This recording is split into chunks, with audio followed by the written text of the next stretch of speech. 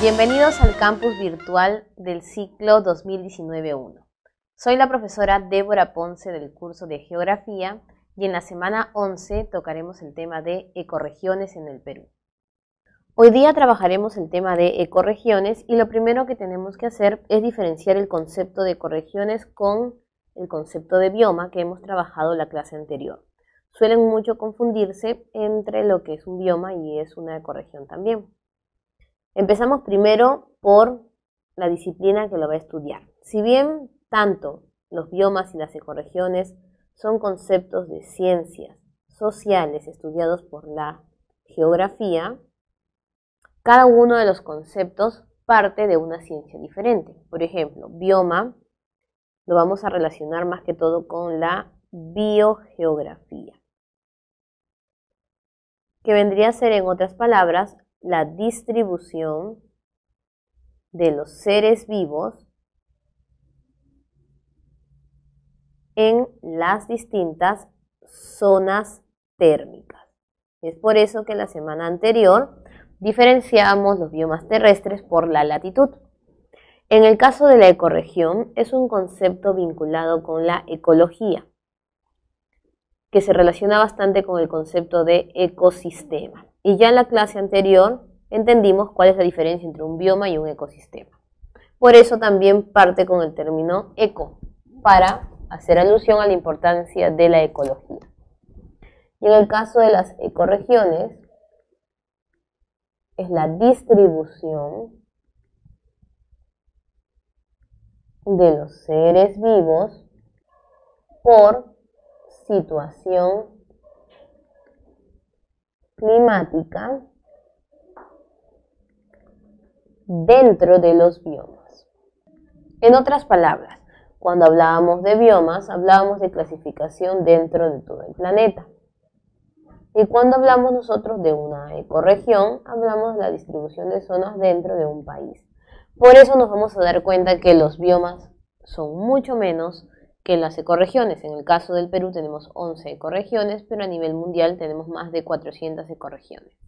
Y estas ecorregiones son únicas, no se repiten en distintas zonas. Pueden tener el mismo nombre, por ejemplo, pueden iniciar con bosque tropical, pero cada bosque tropical se va a diferenciar. Recuerden que el bosque tropical es un bioma, pero existen en cada parte del mundo diversos países que contienen bosque tropical y son distintos entre ellos. Recordemos también que en el bioma especificamos especies en general, mientras que en ecorregiones vamos a hablar de ciertos animales y plantas con el nombre tal y como se conoce en dicho país. En este caso vamos a estudiar los animales y plantas dentro de nuestro país. Otro concepto que puede confundirnos bastante es el de región natural o piso altitudinal utilizado por Pulgar Vidal. Si bien hoy vamos a tratar de ver las características generales de estas 8 regiones naturales, ya habíamos mencionado las regiones el día que hicimos relieve. Lo que debemos saber es que la ecorregión se basa en el concepto de Pulgar Vidal, es decir, la ecorregión no ha eliminado los conceptos de regiones naturales. Pero existe una diferencia. Cuando nosotros nos referimos a región natural o piso altitudinal, como su nombre lo dice, son zonas del país, en este caso Perú, diferenciadas por altitud. Y en el caso de una ecorregión, son zonas del país, obviamente también sería Perú, diferenciadas por características ecológicas. Dentro de ellas tenemos el concepto de clima, por eso están dentro del bioma, el concepto de relieve, de flora y fauna. Muy bien, entonces ya tenemos claras las definiciones para poder iniciar la profundización del concepto de una ecorregión. En el caso del Perú, nosotros tenemos 11 ecorregiones. que es un número mayor a las 8 regiones naturales de Pulgar Vidal. El autor de las ecorregiones es Antonio Brac, ministro del Ambiente también. Y en el caso de las 8 regiones naturales era Javier Pulgar Vidal. Hacemos siempre la comparación para no confundirnos en los conceptos.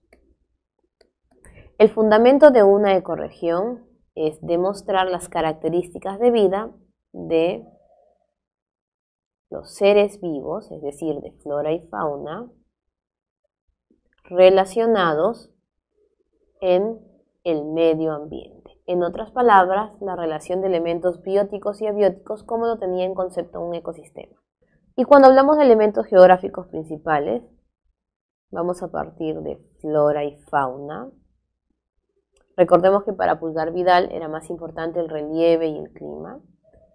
Vamos a relacionar también la hidrografía, porque flora y fauna dependen mucho del contenido de agua.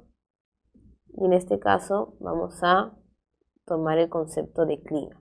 Relieve no es que no sea importante, sino que obviamente no es un elemento principal o fundamental. ¿Cuál es la diferencia de una ecorregión a una región natural en función de funcionabilidad para la política? Lo primero es que cuando nosotros dividimos el país en zonas más pequeñas, más allá de costa, sierra y selva, vamos a poder tener un conocimiento ecológico más profundo, es decir, vamos a reconocer las características propias de cada región administrativa, es decir, de cada departamento. Cuando nosotros conocemos cada zona, nos vamos a dar cuenta cuáles son las poblaciones viables, es decir, vamos a comparar de repente Tumbes a ciertos departamentos de la selva, puesto que ambos tienen zona boscosa o zona tropical.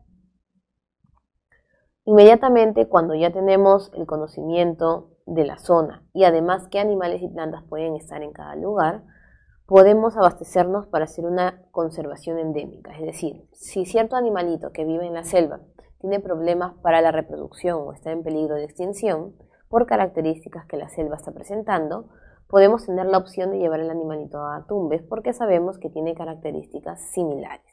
Y así vamos a proteger animales y plantas características del Perú. Eso va a permitir además que en función económica, es decir, en la economía del país, se puedan obtener productos de ganadería y agricultura o también de tala, pesca o minería de mejor calidad, puesto que ya se hace un estudio de la zona y una conservación de estos, logrando además así el desarrollo sostenible. Y esto se va a dar gracias a las políticas de Estado, es decir, perspectiva biorregional, trabajada tanto por los gobiernos locales, gobiernos regionales y el gobierno central, logrando así que los diversos problemas, tanto desastres sociales o naturales, puedan tener una mitigación eficaz, llegando a conseguir lo que se busca en la gestión de riesgos, cuidando así a las personas y además logrando el cuidado de los recursos naturales. ¿Cómo así tomamos de base la región natural de Pulgar Vidal para crear las ecorregiones? Y aquí nos vamos a dar cuenta. Lo primero que vamos a hacer en el dibujito es colocar las regiones naturales de Pulgar Vidal. Teníamos Chala, que correspondía a la costa.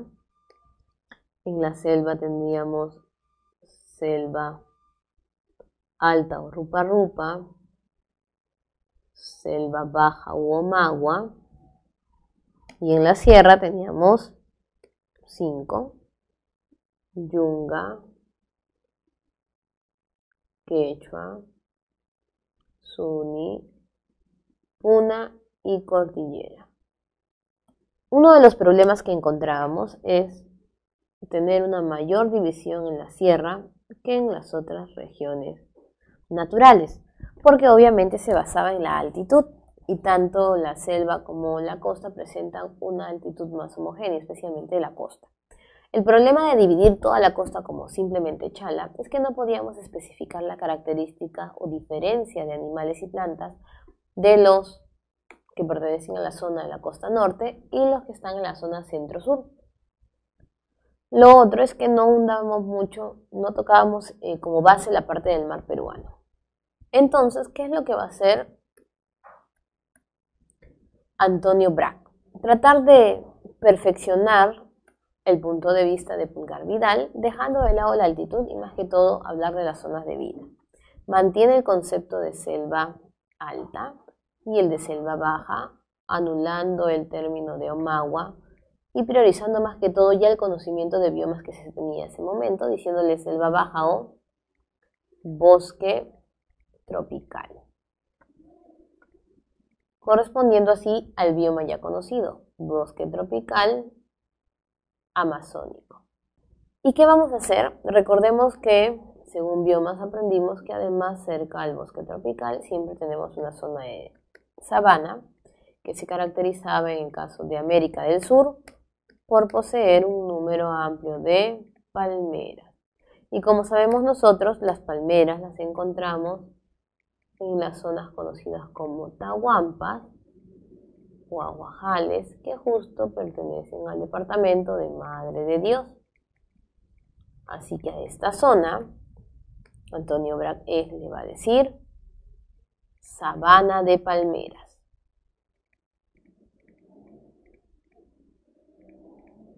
Y así hemos pasado de 2 regiones naturales para la selva a 3 ecorregiones. En el caso de la sierra es mucho más sencillo. Recordemos que Yunga tenía valles cálidos, tanto cerca a ríos como a la zona oceánica, que de hecho eran los clásicos valles interandinos fértiles, y Suni eran valles autárquicos. Entonces, dice Antonio Brac que si nosotros tomamos como base el contenido de animales y plantas, Suni, Quechua y Yunga tendrían los mismos animales y plantas por los 3 ser valles. Así que le va a poner serranía por estar en la región andina y esteparia por la similitud con el bioma de pradera o estepa.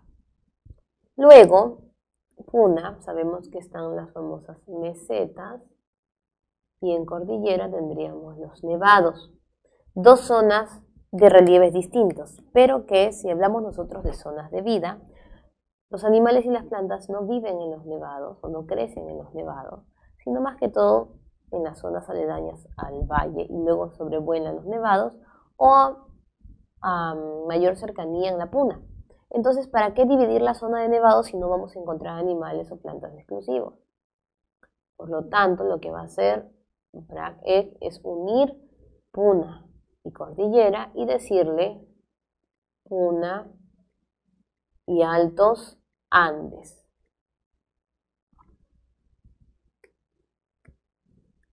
Esta margen que corresponde a la zona oriental, pero que todavía no llega a ser selva alta, tiene unas características muy distintas porque no posee bosques como la selva alta.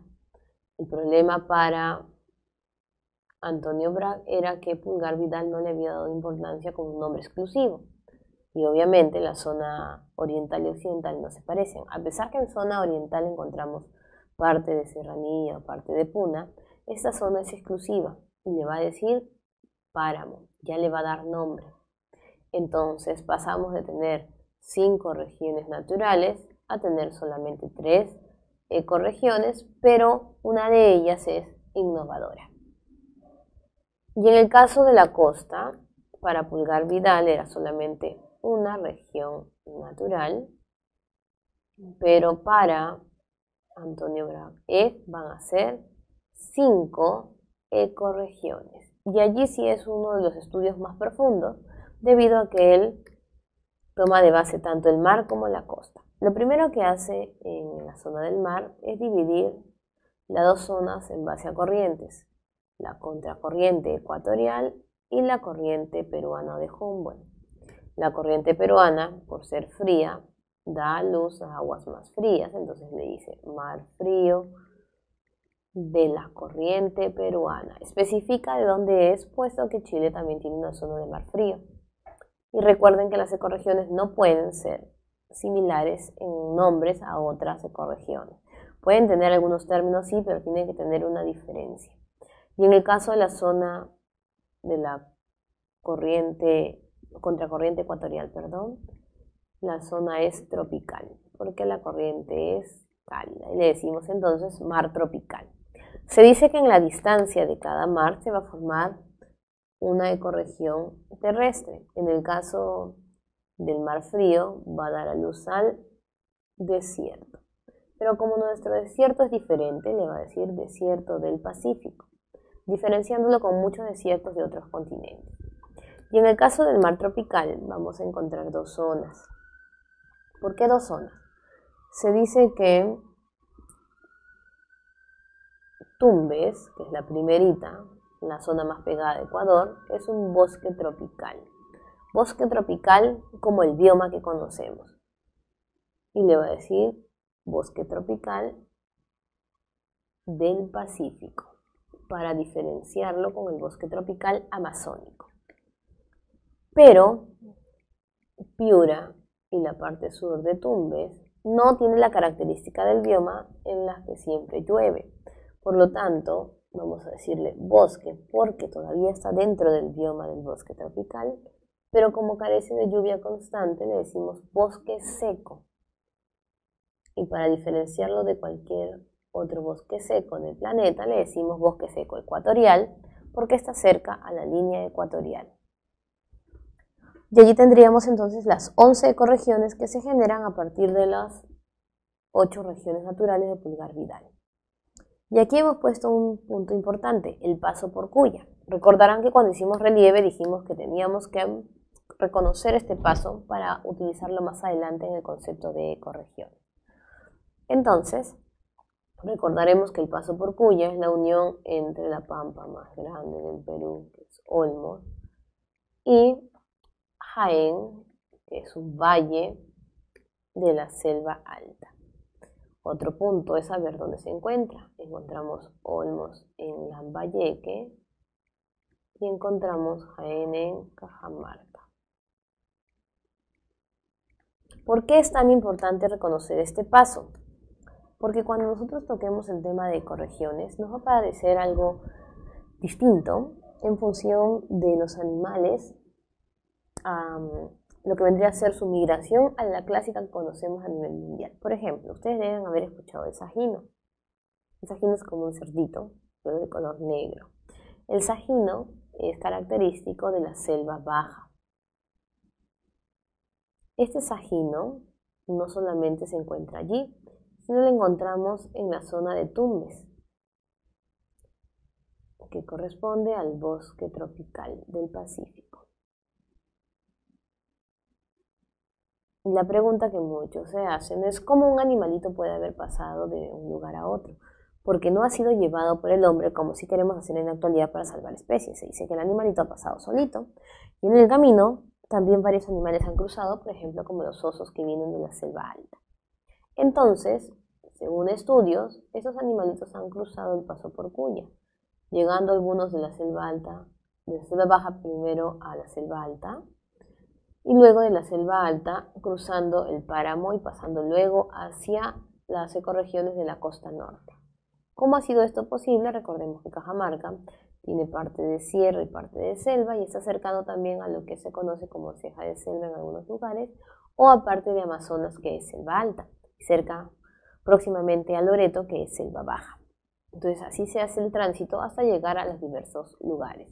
Se dice además que cuando llegan a Olmos, Lambayeque, algunos animalitos se quedan en el bosque seco, pero otros como el sajino siguen subiendo hacia llegar al bosque tropical del Pacífico. Por eso es importante reconocer siempre el paso por Cuya.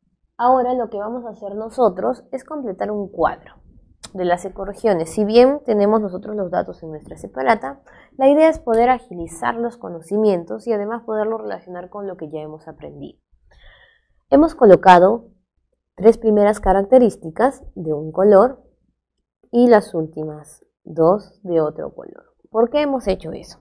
Debido a que localización, clima y relieve, ya tenemos nosotros conocimientos previos por lo trabajado hasta ahorita. Mientras que flora y fauna de ecorregiones sería lo nuevo a aprender, es decir, lo innovador del conocimiento del día de hoy. Vamos a hacer entonces la división por localización primero, luego clima, basándonos un poco en lo que ya conocemos de Köppen, y entrando al concepto de relieve. Entonces empezamos por la localización. Lo primero que hemos dicho es la división entre mar frío y mar tropical. ¿Cómo recordar hasta dónde llega el mar tropical y hasta dónde llega el mar frío? Muy fácil, por el concepto que ya aprendimos de la corriente peruana. Se dice que la corriente peruana en invierno tiene su máxima emisión hasta la península de Illescas en Piura. Entonces podríamos decir que el mar frío inicia en Piura y se extiende hasta Tacna, llegando a la zona del anticiclón. Obviamente, si nosotros podemos extender esta ecorregión, la vamos a relacionar mucho con la zona de Chile, porque es hacia abajo, la zona sur, fría también. Si queremos ser exactos, hablamos que Piura tendría la medida de 5 grados de latitud sur y Tacna 18 grados de latitud sur.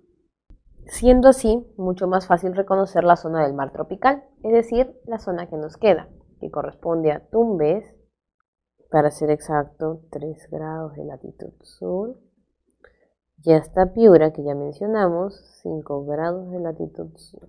Entonces, si el mar frío colinda con la zona de Chile, el mar tropical colinda con la zona de Ecuador. Dijimos también que la distancia del mar frío era la misma del desierto del Pacífico, entonces se vuelve más fácil el poder mencionar su distancia porque simplemente repetimos. Piura 5 grados latitud sur, Tacna 18 grados latitud sur. Y la distancia del mar tropical debería ser la misma entre el bosque seco y el bosque tropical. Y ya hemos especificado que el bosque seco hace alusión a la parte de Tumbes Sur y Piura, y el bosque tropical más que todo a la región de Tumbes. En este caso estaríamos en el mar tropical haciendo una repetición en el bosque tropical de la parte del mar tropical, dejando más que todo la zona de Tumbes. Y en el caso del bosque seco, hablamos de Tumbes, zona sur y Piura. Pero recuerden lo trabajado por el paso por Cuya. Entonces vamos a encontrar también las zonas de departamentos de la costa norte. Lambayeque y La Libertad. Para poder unir la zona del paso por Cuya, que en este caso era Lambayeque. Cuando hablamos nosotros de serranía, nos referíamos a toda la zona pegada en el flanco occidental o cadena occidental, conocida también como zona andina. Y si queremos ser exactos, abarca departamentos de La Libertad hacia Tacna. Luego tenemos la zona de la Puna, que corresponde a las partes más elevadas de nuestra cordillera de los Andes. Podríamos decir entonces que abarca desde la zona de Cajamarca, especificar la sierra sur del Perú, que son las zonas de mayor altitud, y vamos a encaminarnos hacia la zona de Chile y Argentina, donde está la parte más alta de la cordillera de los Andes. Y el páramo, recordemos que está más arriba de la selva alta, pero que une la zona del paso por Cuya, entonces se nos hace más sencillo. Diríamos que el páramo está en las cuencas altas. Tendríamos que mencionar Cajamarca por el paso por Cuya, Lambayeque por el paso por Cuya, pero llegamos a la parte de Piura. En el caso de la selva alta es mucho más sencillo. porque si la serranía es occidental, la selva alta sería el flanco oriental andino, lo que también ya conocemos que corresponde a Amazonas, San Martín y la llamada ceja de selva.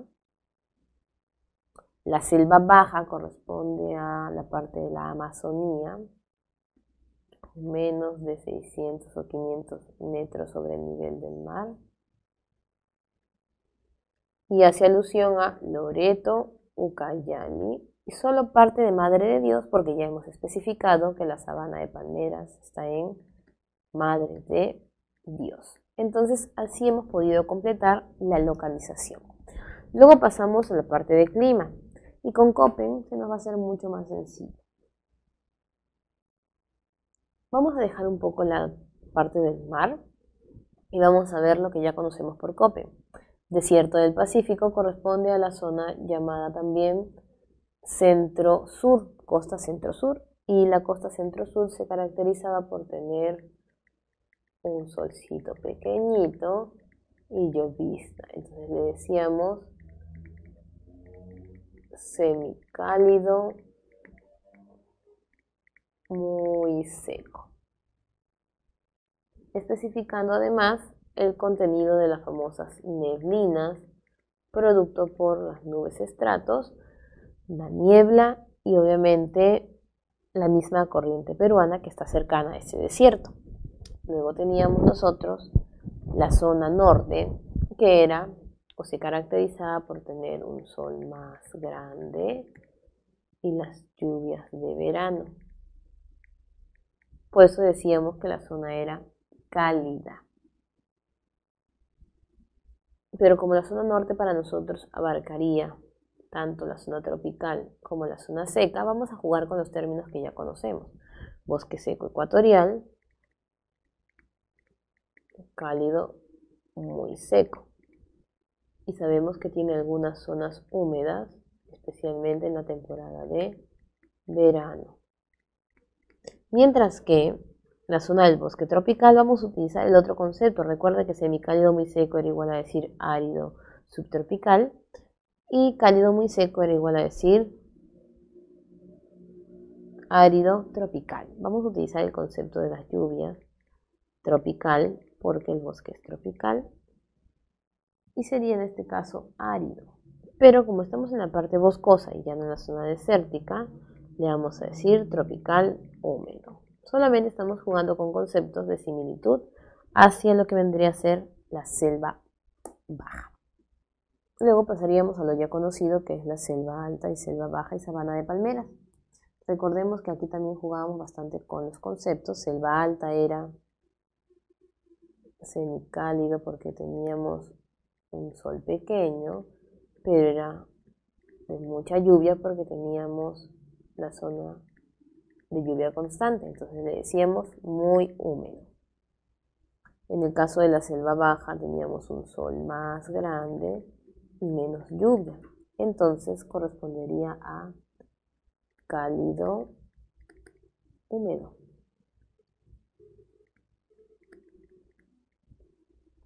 Si queremos también le podríamos decir tropical. En el caso de sabana de palmeras, sabemos que es una zona cálido, húmeda, porque sigue siendo selva baja. Recordemos también que dividíamos la zona de selva baja como clima ecuatorial y a la de palmera le decíamos de sabana tropical. Y en este caso vamos a decir cálido húmedo y también le podemos decir tropical estacional, porque recuerden que la sabana se caracterizaba por tener una estación de lluvia y una estación seca. Vamos ahora para la zona de la sierra. Recordábamos que íbamos en subida. Teníamos primero templado, luego venía frío, rígido y gélido. Cuando estábamos en la parte más baja era templado, entonces estaríamos en serranía, pero partes eran zonas frías. Porque acuérdense que ya estamos llegando a los valles.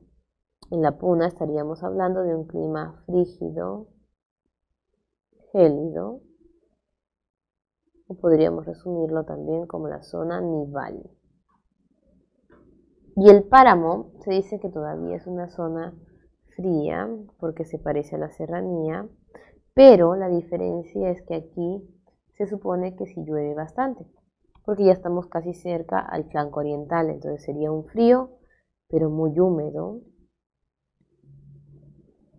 Y además de eso, sería nublado.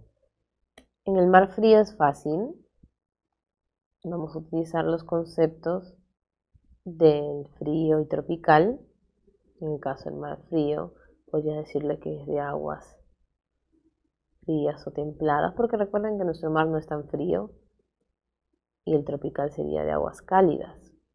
Y si quieres especificar el fenómeno que se da gracias a este tipo de aguas, podríamos colocar entonces el fenómeno del afloramiento.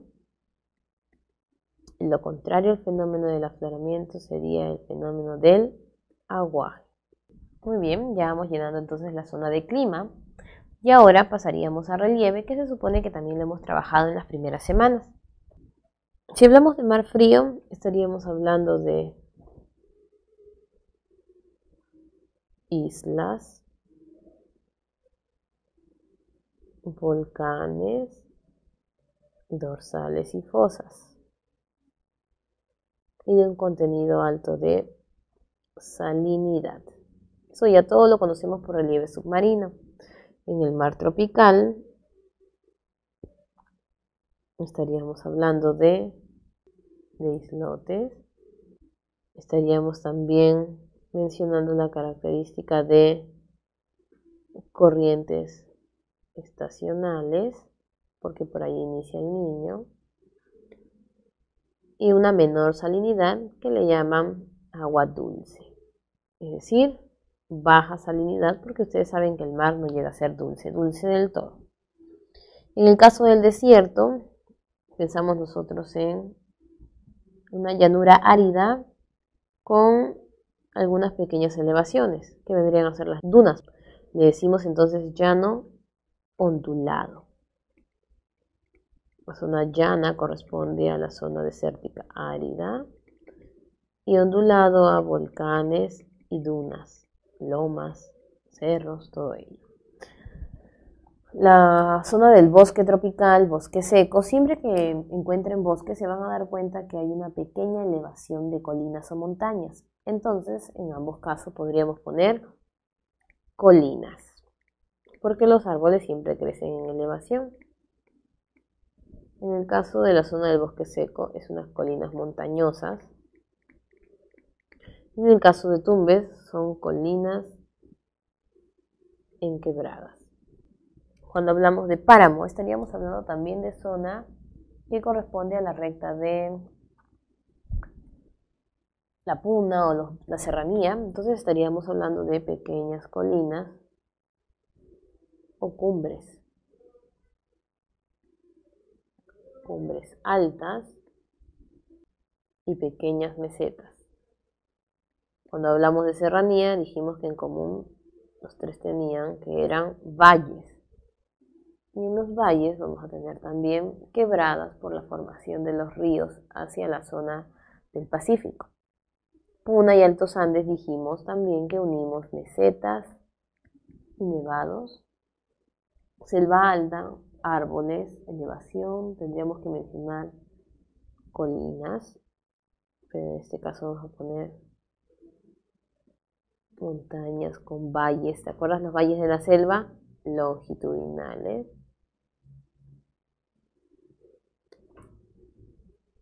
Selva baja era la famosa gran llanura, que solo de elevación tenía los filos y altos.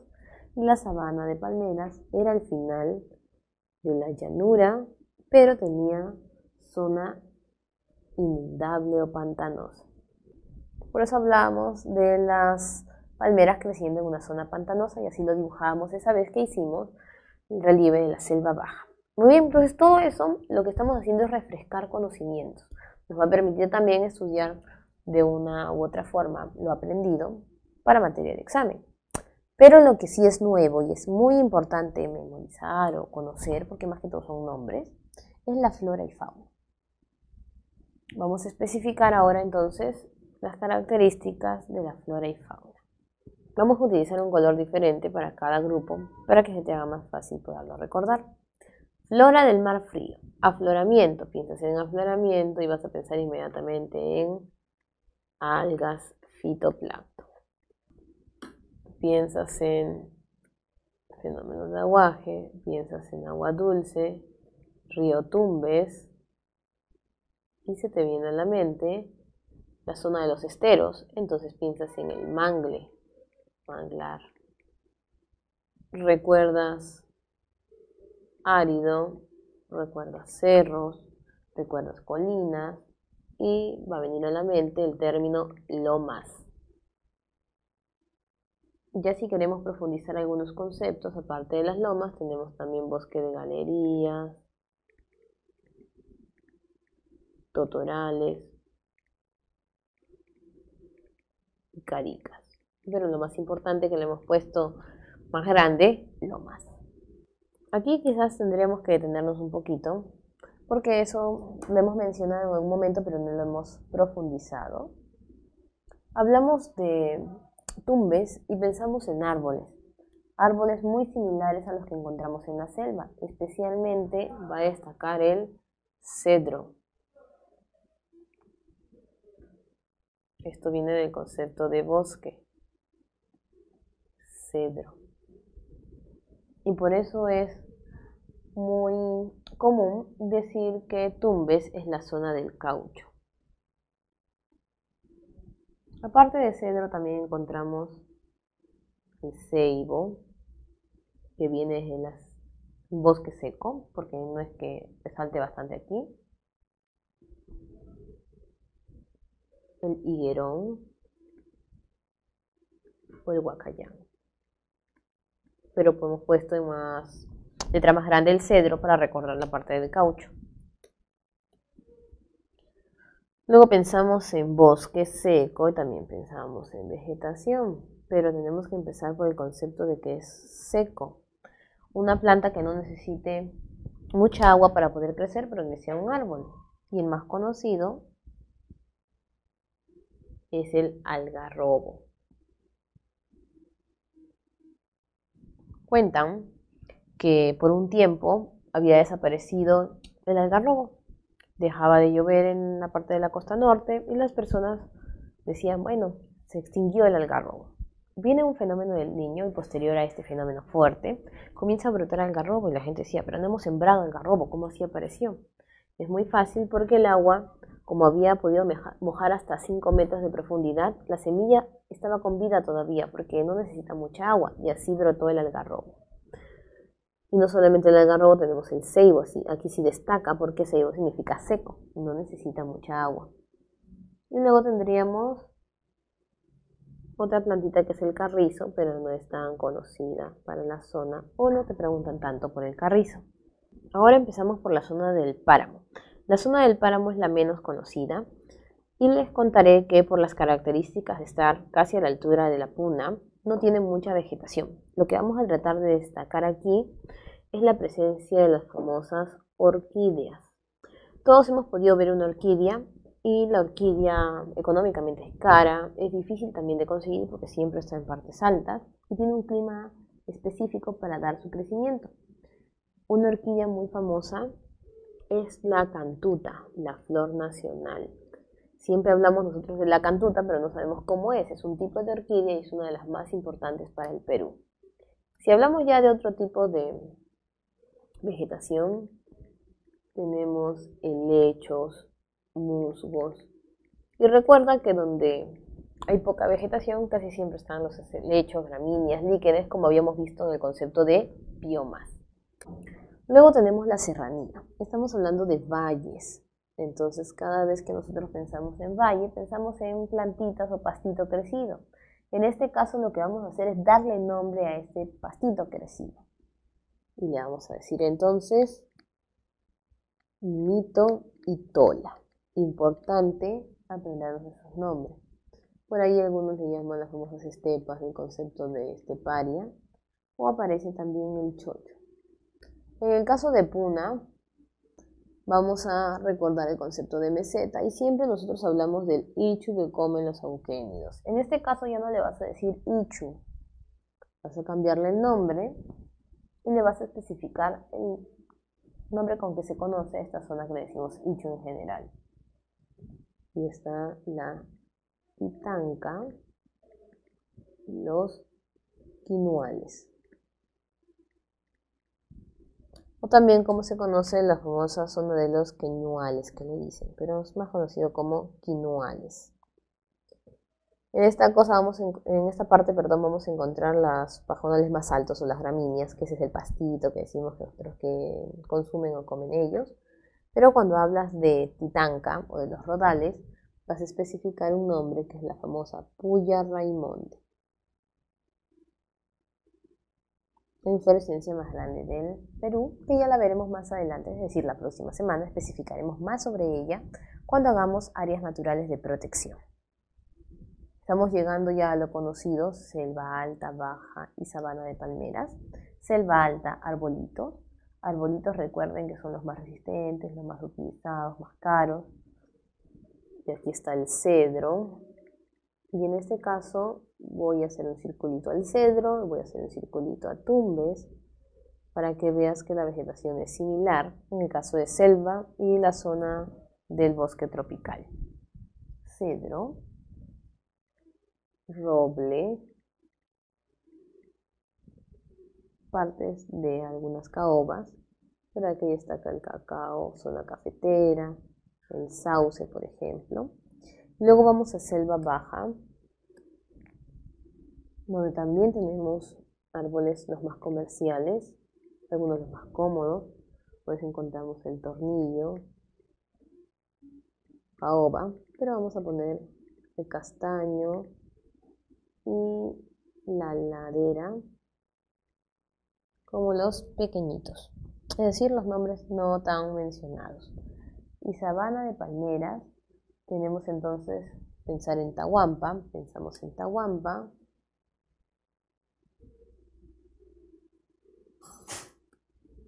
e inmediatamente al pensar en una Tahuampa o pantano vamos a recordar los aguajales. Entonces ponemos aquí aguajes. Y también tenemos pajonal, o pasto grande como le decimos nosotros, o el tahuarí. Muy bien, entonces ya hemos llenado flora. Y ahora vamos para fauna. Fauna todavía es un poquito más específica. Cuando hablamos nosotros de mar frío, estamos pensando entonces en islas. Pensamos en islas y se nos viene a la mente aves. Podríamos especificar el piquero, los pelícanos, gaviota, que son las que más vemos cuando vamos a la playa. Luego tenemos nosotros el concepto de aves. Recuerden que, el concepto de peces, porque ya habíamos dicho aves. Recordemos entonces peces, afloramiento, consumo de algas. Y vamos a recordar pececitos de aguas frías. Anchoveta, sardina, el bonito que más consumimos nosotros, y el atún clásico. Y quizás uno de los animalitos que destacan en la zona, los lobos marinos, que los encontramos cuando nosotros paseamos por las diversas islas cerca a nuestro mar, o también la ballenita azul. Pensamos ahora en mar tropical. Casi todas las zonas tenemos característica de un tipo de ave. Va a destacar en este caso el ave fragata, peces de la zona más cálida, el barrilete, Saben que el barrilete es muy similar al bonito y muchas veces cuando no hay pesca de bonito, a veces en los mercados te suelen dar barrilete en vez de bonito, pero las personas a veces no conocemos. Y va a destacar también otro pececito, que en este caso es el pez espada, porque atún lo encontramos en los dos. Tú piensas en mar tropical y piensas inmediatamente en crustáceos o cetáceos. Entonces vamos a recordar langostino, conchas negras. Si arriba estaba la ballena azul, aquí está la ballena jorobada. Ahora, cuando pensamos en desierto del Pacífico, recordemos un poco lo ya trabajado en biomas. Y sabemos que en un desierto no tenemos muchos animalitos, pero sí hay animalitos crepusculares, algunos tipos de aves o animales venenosos. Entonces podríamos destacar aquí en aves el cernícalo, la tortolita, la clásica tortolita peruana. En otros animalitos van a destacar el camarón de río. Recuerden que nuestros camarones caracterizan la zona de la vertiente del Pacífico, el venado gris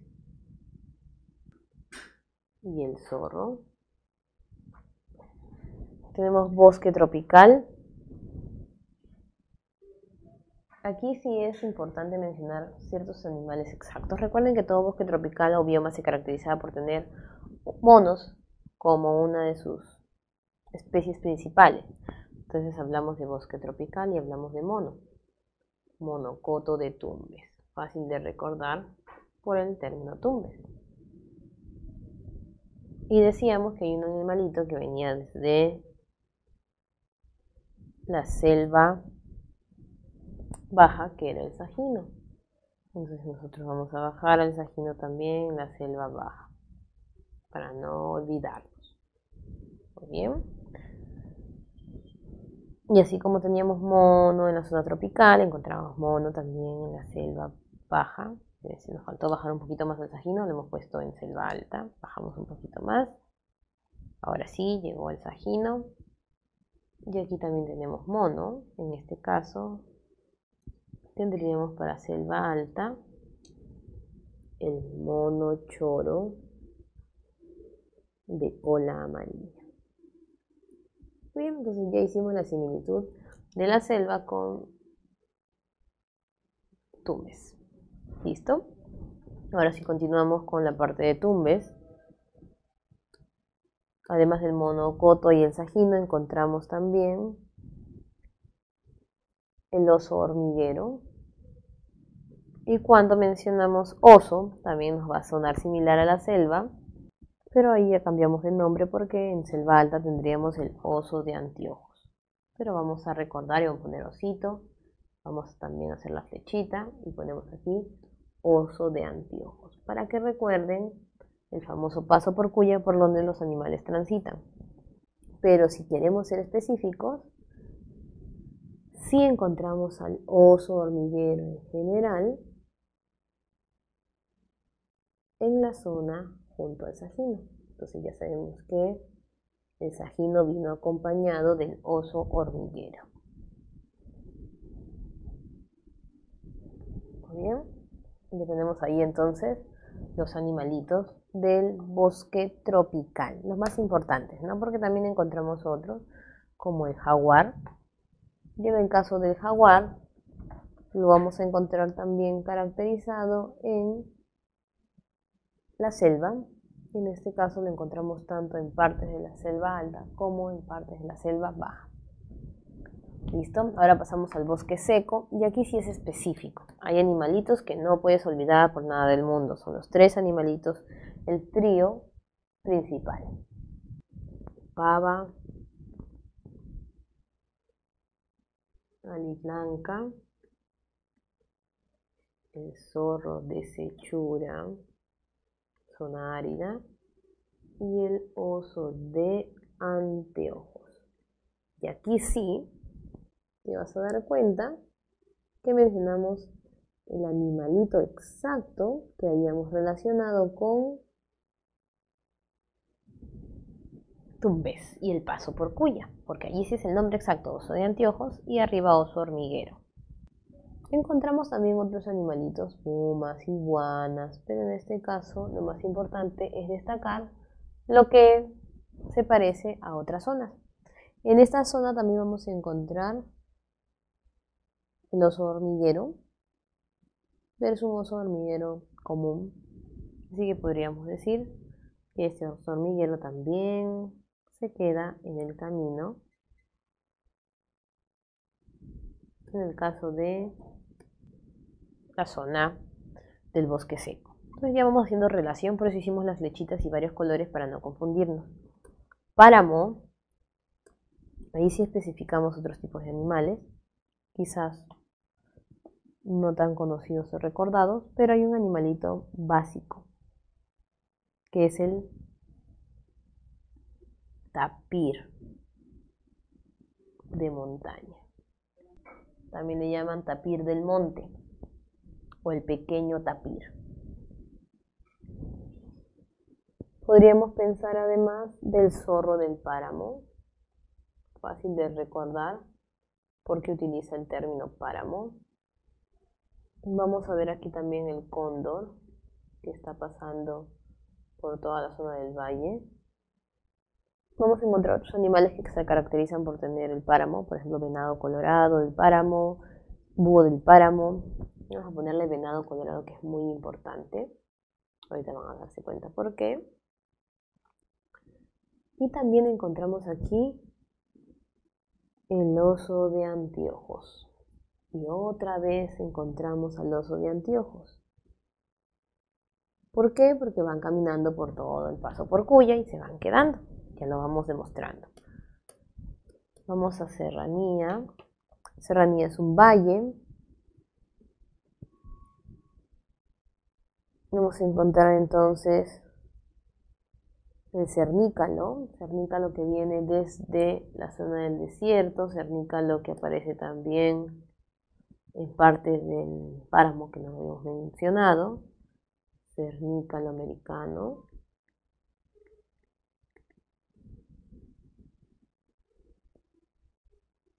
Vamos a hablar del guanaco, la paloma torcaza, y vamos a recordar aquí el cóndor andino. Lo ponemos más grande porque también este cóndor lo hemos visto en el páramo, pero su lugar principal es la serranía esteparia. Puna y Altos Andes pensamos en mesetas, mesetas pensamos en auquénidos, e inmediatamente se nos viene a la mente entonces los camélidos sudamericanos. Llama, alpaca, vicuña, pensamos en el sur y no pensamos en el gusanito de la selva, sino en el ave característico que le llaman también el ñandú andino. Y lo más importante, no olvidar a las pariguanas y las vizcachas. Listo. Tenemos luego selva alta, que ya hemos ido llenando algunos nombres. Oso de anteojos, que se repite tanto en el bosque seco como en el páramo. El mono choro de cola amarilla, que lo relacionamos con el monocoto de Tumbes para saber que hay monos en la parte oriental. También sabíamos que encontrábamos al mismo oso hormiguero en el tránsito, no es que desaparecía del todo, también lo encontrábamos allí, pero el oso principal era el de anteojos. Y podríamos mencionar como otro animalito importante el gallito de las rocas. ¿Por qué? Porque es el ave nacional. Ya en selva baja hemos mencionado oso hormiguero, sajino, nos faltaría solamente el oso perezoso. No menos importante, tendríamos también el tigrillo. Y cuando estamos en sabana de palmera, aquí es mucho más sencillo, así como en todo lugar teníamos nombres que no podíamos dejar de utilizar. ¿Se acuerdan que eran 3 combinaciones en el caso del bosque seco? Pavali blanca, zorro de sechura y oso de anteojos. Aquí tenemos 3 animales básicos, que son el lobo de crin, crin negro, relacionado con pantano, el ciervo de los pantanos, que es mucho más sencillo, y el toco o tucán gigante. También tenemos otros animalitos como el cuy silvestre, serpientes, pero estos tres son los que siempre vamos a recordar. Ya hemos terminado nuestro cuadro de ecorregiones y lo único que nos faltaría es recordar un poco las regiones naturales que le hemos trabajado varias veces. Pero aquí hay características que de repente detallar o que son importantes de recordar. Tenemos entonces Chala. Piensas en Chala, es costa obviamente, le decimos maíz que crece apiñado, región de las nieblas, eso significa Chala, zona árida, maíz, no mucha agua, recuerden. Nieblas o neblinas por el tema de las nubes estratos. Desiertos que incluyen dunas y médanos, valles, para ser exacto, transversales, lugar auxiliar de agricultura, pampas y las famosas estribaciones andinas. El clima, un clima semicálido hacia cálido, con un verano fresco y un invierno que no desciende en temperaturas de 12 a 11 grados, que es lo mínimo que casi siempre hemos tenido. Obviamente poca precipitación, solamente lloviznas o garúas, especialmente las garúas. Luego tenemos nosotros Yunga, la primera escala de los valles, valle cálido o mujer estéril, más pegado a la costa, por eso le llaman también mujer estéril. Teníamos yunga marítima y yunga fluvial. Cuando hablamos de yunga marítima hablamos de valles estrechos, quebradas por la formación de los ríos del Pacífico. Y cuando hablamos de la zona fluvial mencionamos cañones y más que todo ya yungas pegadas a la zona de los ríos amazónicos, algunos que nacen por la vertiente occidental. Mencionamos luego Quechua, recuerden que eran los valles interandinos más fértiles, llamamos también valles templados, a comparación de obviamente la zona más fría que luego vendría, que es Suni. Pensamos en valles interandinos, que son longitudinales, y los flancos occidentales suaves. Luego tenemos nosotros la parte del clima.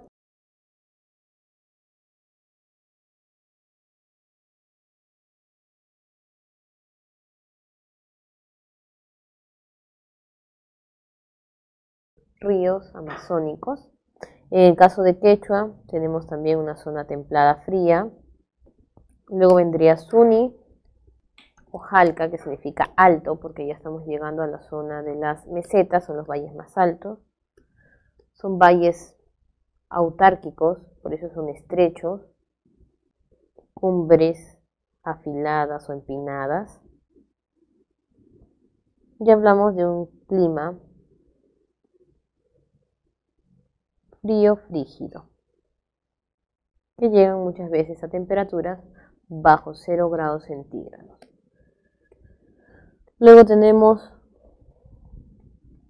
Puna, relacionado con mesetas, por eso hablamos de Soroche, como el concepto de la toponimia. Recordemos que Pulgar Vidal se basa bastante en la toponimia, el significado de los nombres, que en el relieve, en el clima y en la altitud. Una entonces son mesetas,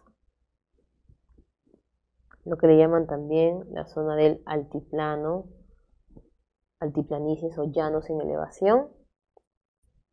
Temperatura frígida netamente, casi siempre bajo 0 y con grandes tempestades. Si se dan cuenta, es casi el resumen de lo ya trabajado antes en relieve y en clima. Luego tenemos la zona de cordillera, la relacionábamos con los nevados, por eso aparece el concepto de blanco en alusión a los nevados. Pensamos aquí entonces en glaciares, Abras y un clima glacial o también gélido. Luego tendríamos Rupa Rupa o selva baja y Omagua o Rupa Rupa o selva alta y Omagua o selva baja. En el caso de Rupa Rupa significa ardiente o caliente y Omagua le decimos peces de agua dulce. Las dos zonas tienen alta temperatura. Omagua tiene más temperatura que Rupa Rupa en función de insolación, pero hacemos alusión a los meandros que se forman en la selva baja. Decimos Rupa Rupa y pensamos en montañas con vegetación, pensamos en valles longitudinales, pongos y en un clima cálido lluvioso o semicálido húmedo. Y en Omagua estamos mencionando la gran llanura amazónica con todo lo que ya hemos trabajado de filos, bajiales, restingas. Hablamos de la cordillera San Francisco, conocida también como la Contamana, y hablamos de un clima muy cálido y lluvioso también. Por último, tendríamos que poner las medidas, que es lo más importante para Pulgar Vidal, que es la altitud. Chala está de 0 a 500 metros sobre el nivel del mar. Yunga es de 500 a 2300. Quechua de 2300 a 3500. Suni de 3500 a 4000, perdón. Luego Puna tendríamos de 4000 a 4800 y Cordillera de 4800 a 6768, que es la medida del Huascarán.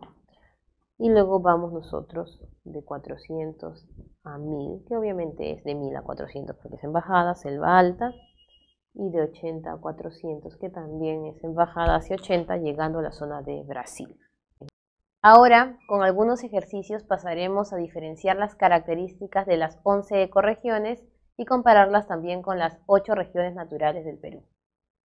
Tenemos la primera pregunta, que va relacionada una imagen con ciertos enunciados que tenemos que relacionar obviamente, que nos dice lo siguiente: determina el valor de verdad luego de observar las imágenes sobre los enunciados referidos al ecosistema de los manglares. Cuando hablamos nosotros del ecosistema de los manglares nos estamos refiriendo a una zona vinculada a la parte tropical, los cuales se caracterizan por tener un sistema especial de raíces aéreas. Entonces vemos aquí los manglares, vemos su característica raíz aérea y vamos a ver qué nos dicen sobre estos manglares. 1. Brindan alimentos y medicinas para los animales del mar frío. Entonces encontramos alimentos y encontramos mar. Pero como sabemos nosotros, esta zona no es una zona de mar frío, sino de mar tropical, entonces es falso. Si bien brindan alimentos y medicinas, sería mar tropical. 2. Mitigan el cambio climático y las amenazas naturales. Vemos aquí que se encargan de contrarrestar el dióxido de carbono y por lo tanto estarían mitigando el cambio climático y protegen contra las amenazas que puedan existir cerca a la zona. Por lo tanto es verdadero. 3. Sirven como barrera natural contra la erosión fluvial. Encontramos aquí la fuerza de las raíces de los árboles cercanas a los manglares y obviamente estos le dan protección. Pero, ¿dónde está el error? Dice erosión fluvial. Y nosotros aquí vemos la cercanía con el mar, por lo tanto sería erosión marina.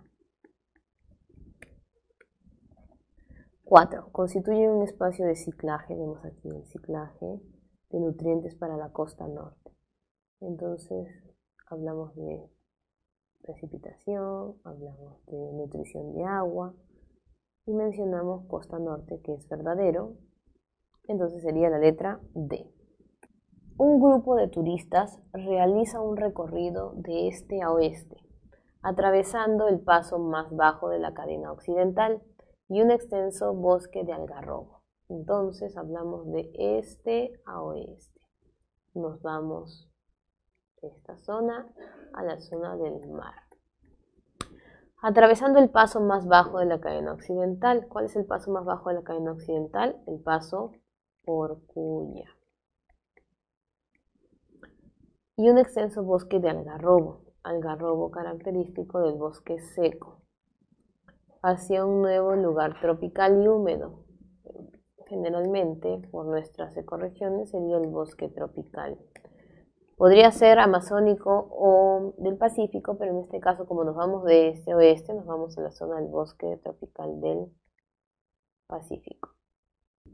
Con la intención de conocer las emblemáticas especies de fauna de ambas ecorregiones costeras, relacionándolo así con las especies que conocieron en la Amazonía. 1. El sajino fue encontrado solo en la región amazónica visitada inicialmente por los turistas, y esto es falso, porque sabemos nosotros que el sajino también lo encontramos en el bosque tropical del Pacífico. El jaguar y el sajino representaron la ecorregión conocida como bosque tropical del Pacífico, y esto sí es real y correcto. El zorro gris y el monocoto de Tumbes fueron fotografiados en dos ecorregiones costeras distintas, y sabemos nosotros que el zorro gris es el clásico zorro de Sechura. El monocoto de Tumbes obviamente pertenece a la zona del monocoto, que uno está en el bosque seco y el otro en el bosque tropical. Por lo tanto, esto es verdadero. El Abra de Porcuya permitió el tránsito de los turistas desde la Amazonía hasta la costa norte, y hemos dicho justo al iniciar que el paso más bajo de la cadena occidental corresponde al paso que también es conocido como Abra de Porcuya, y por lo tanto sería correcto el enunciado 2, 3 y 4, que corresponde a la letra D. 3. En nuestro país, la caza furtiva, el consumo humano y la competencia ecológica generan que muchas especies endémicas estén en peligro de extinción.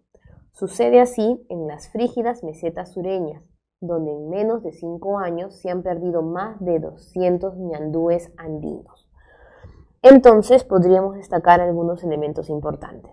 Sería especie endémica propia del lugar. El otro concepto de frígidas mesetas sureñas, entonces estaríamos hablando de una ecorregión andina, característica de las mesetas, que casi siempre es la Puna y Altos Andes, donde en menos de 5 años se han perdido más de 200 ñandúes andinos, y este tipo de ave es el clásico suri. Entonces estaríamos relacionando suri con Puna y Altos Andes, puesto que la paloma torcaz es mucho más pequeñita y la serranía se caracteriza por valles. El cóndor andino lo encontramos, si bien en el páramo, no está caracterizado de las frígidas mesetas. La pariguana la encontramos también en la zona, pero no está en peligro de extinción ni es conocida como ñandú andino. Y el aguilucho en la serranía esteparia, sabemos nosotros entonces que la serranía no se relaciona bastante con el aguilucho, y además este es un valle y no una meseta. Nos quedamos con la letra A. Y en la parte 4 es mucho más sencillo, porque tenemos que relacionar la región natural que corresponde a Pulgar Vidal, no a Antonio Brahe, y la característica que corresponde. Tenemos Chala, que era la clásica región de la costa. Tenemos Janca, que corresponde a la cordillera. Rupa Rupa, que es selva alta. Y Omagua, que corresponde a selva baja. Buscamos los conceptos y encontramos tahuampas, encontramos heladas. También en la tercera vamos a encontrar región boscosa, calor, frío en las noches, y encontramos pampas y valles transversales. Entonces, al encontrar el concepto de valle transversal, que es único para la costa, uníamos entonces 1D. eliminando así las tres primeras. Cuando hablamos de tahuampas, hablamos siempre de selva baja, entonces relacionaríamos 4 con A. Luego nos quedaría cordillera o selva alta. Hablamos de heladas, lo relacionamos con la zona fría, 2B. Y bosques lo vamos a relacionar con selva alta, 3C. Teniendo como respuesta la letra E. Bueno, jóvenes, damos por concluido esta semana y nos vemos la próxima clase para completar el bloque con áreas naturales de protección.